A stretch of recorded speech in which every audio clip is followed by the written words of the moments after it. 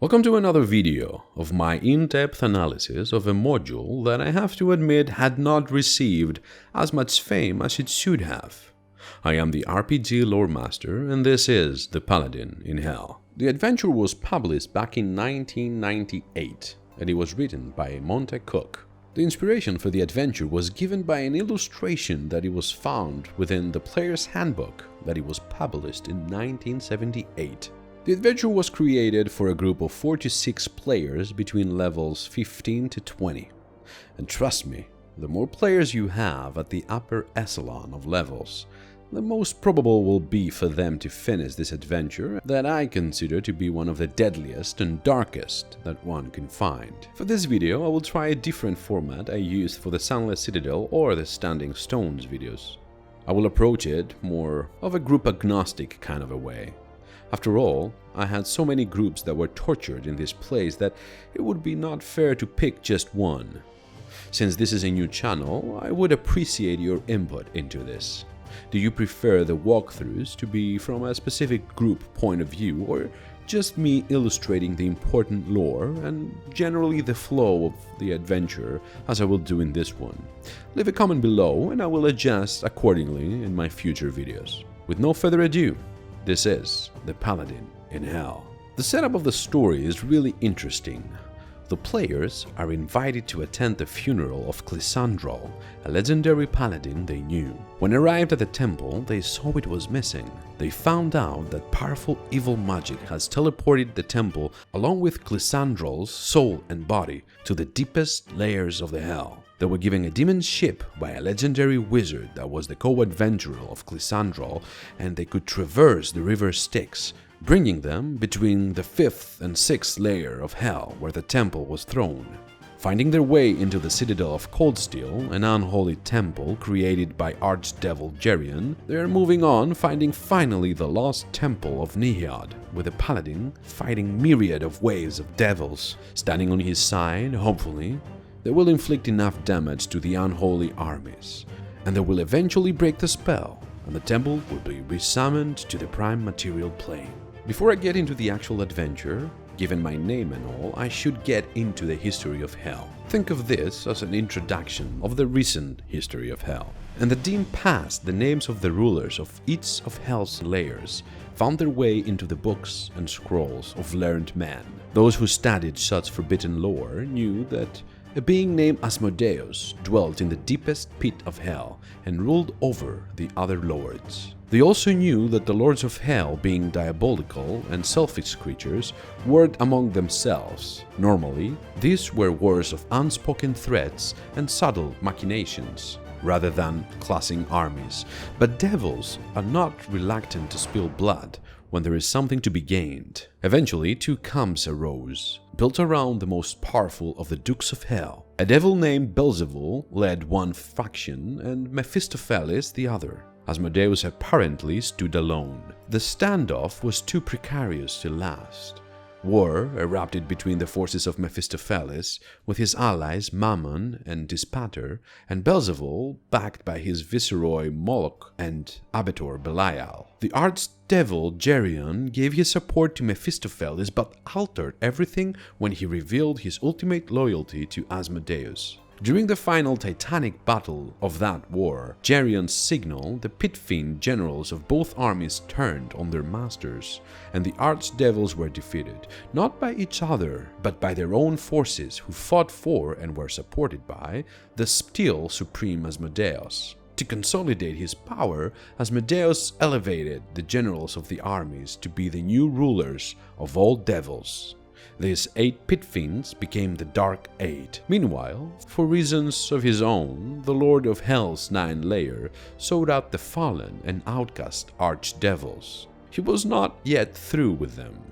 As Overlord of Hell, and the only clear victor in the conflict, the Lord of Nessus began making deals with the archdevils to support their reinstatement as rulers of their respective layers. In this way, Asmodeus reshaped the political power of the archdevils, so it was more to his liking.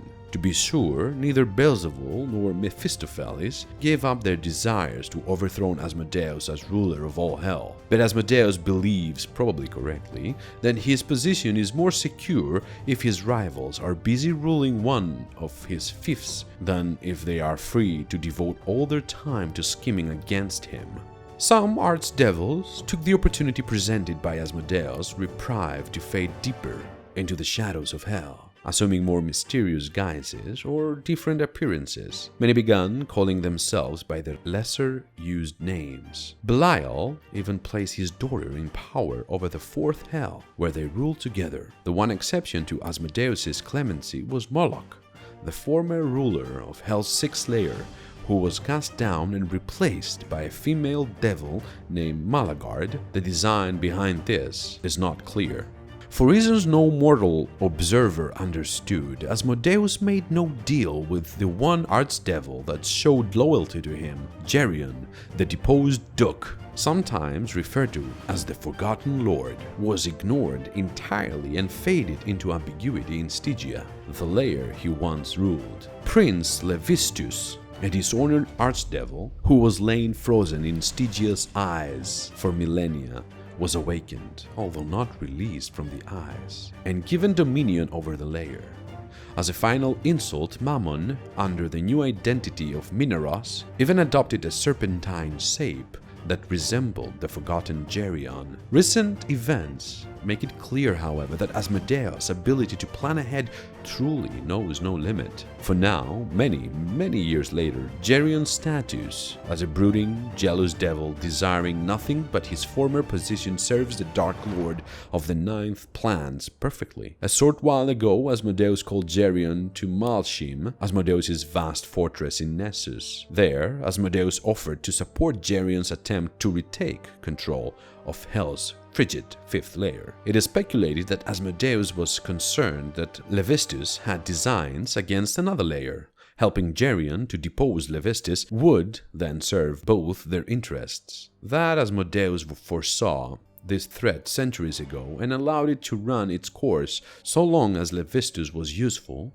while simultaneously setting up the machinery to oppose Levistus, is yet another testament to his unknowable fiendish cunning. The only thing the deposed Duke had to do in exchange for Asmodeus' backing was invade and take control of a temple that would shortly appear between the fifth and sixth layer of hell, the Temple of Neheod. Geryon agreed, as Asmodeus knew he would. Asmodeus drummed his claws on the arms of his throne and laughed, a sound that makes the multiverse cringe. As always, his schemes were coming to fruition exactly as he designed them.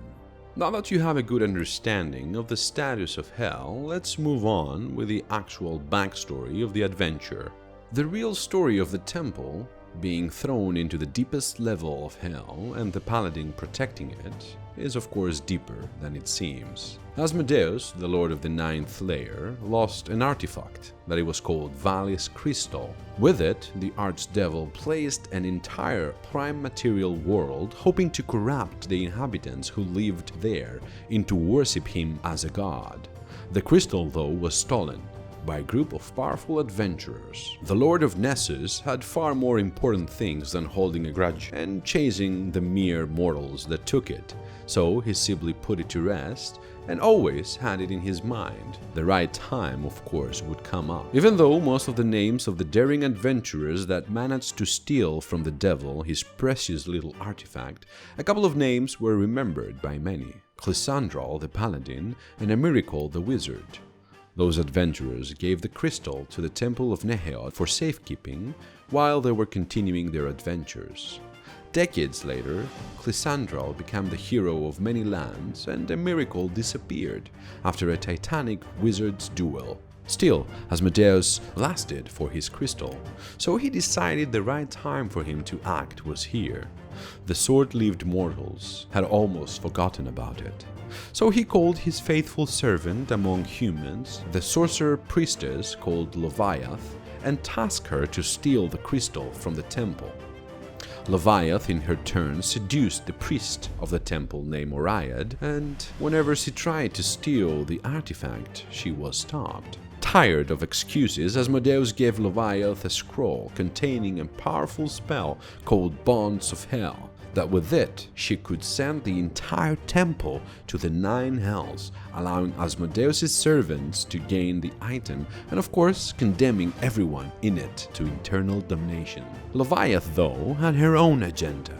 She hated Clysandral with all her heart. So, when she learned he died days ago and asked not to be brought back to life so that he could have the well-deserved reward in paradise, she waited until the funeral took place in the temple, and she casted the spell with the paladin as her center, denying his soul to find its final rest.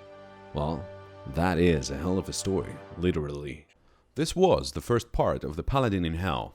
Thank you for watching, and remember, if you liked the video, don't forget to subscribe, like it, and comment. Stay tuned for part 2 of the actual descent into the darkness.